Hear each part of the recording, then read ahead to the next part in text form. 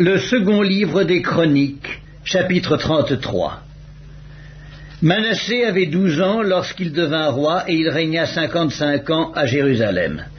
Il fit ce qui est mal aux yeux de l'Éternel, selon les abominations des nations que l'Éternel avait chassées devant les enfants d'Israël.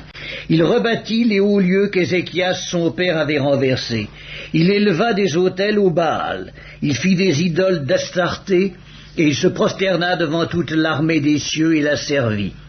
Il bâtit des autels dans la maison de l'Éternel, quoique l'Éternel eût dit, « C'est dans Jérusalem que sera mon nom à perpétuité. » Il bâtit des autels à toute l'armée des cieux dans les deux parvis de la maison de l'Éternel. Il fit passer ses fils par le feu dans la vallée des fils de Hinnom. Il observait les nuages et les serpents pour en tirer des pronostics, il s'adonnait à la magie, et il établit des gens qui évoquaient les esprits et qui prédisaient l'avenir. Il fit de plus en plus ce qui est mal aux yeux de l'Éternel, afin de l'irriter. Il plaça l'image taillée de l'idole qu'il avait faite dans la maison de Dieu, de laquelle Dieu avait dit à David et à Salomon son fils, « C'est dans cette maison et c'est dans Jérusalem que j'ai choisi parmi toutes les tribus d'Israël que je veux à toujours placer mon nom. Je ne ferai plus sortir Israël du pays que j'ai destiné à vos pères, pourvu seulement qu'ils aient soin de mettre en pratique tout ce que je leur ai commandé, selon toute la loi, les préceptes et les ordonnances prescrits par Moïse. »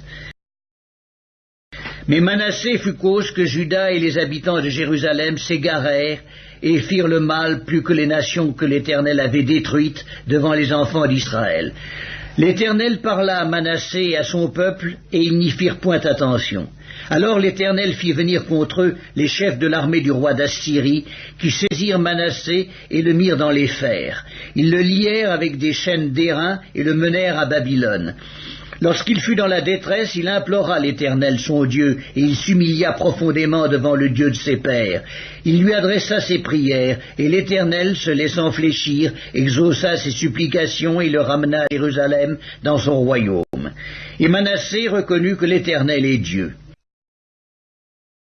Après cela, il bâtit en dehors de la ville de David et à l'occident, vers Guillon, dans la vallée, un mur qui se prolongeait jusqu'à la porte des Poissons et dont il entoura la colline, et il l'éleva à une grande hauteur. Et il mit aussi des chefs militaires dans toutes les villes fortes de Juda. Il fit disparaître de la maison de l'Éternel les dieux étrangers et l'idole, et il renversa tous les autels qu'il avait bâtis sur la montagne de la maison de l'Éternel et à Jérusalem, et il les jeta hors de la ville. Il rétablit l'autel de l'Éternel, et il y offrit des sacrifices d'action de grâce et de reconnaissance, et il ordonna à Juda de servir l'Éternel, le Dieu d'Israël. Le peuple sacrifiait bien encore sur les hauts lieux, mais seulement à l'Éternel son Dieu. Le reste des actions de Manassé, sa prière à son Dieu et les paroles des prophètes qui lui parlèrent au nom de l'Éternel, le Dieu d'Israël, cela est écrit dans les actes des rois d'Israël. Sa prière et la manière dont Dieu l'exauça, ses péchés et ses infidélités, les places où il bâtit des hauts lieux et dressa des idoles et des images taillées avant de s'être humilié, cela est écrit dans le livre de Osaïe. Manassé se coucha avec ses pères et on l'enterra dans sa maison. Et Amon, son fils, régna à sa place. Amon avait 22 ans lorsqu'il devint roi, et il régna 2 ans à Jérusalem. Il fit ce qui est mal aux yeux de l'Éternel, comme avait fait Manassé son père. Il sacrifia toutes les images taillées qu'avait faites Manassé son père, et il les servit. Il ne s'humilia pas devant l'Éternel comme s'était humilié Manassé son père, car lui, Amon, se rendit de plus en plus coupable. Ses serviteurs conspirèrent contre lui et le firent mourir dans sa maison. Mais le peuple du pays frappa tous ceux qui avaient conspiré contre le roi Amon, et le peuple du pays établit roi Josias, son fils, à sa place.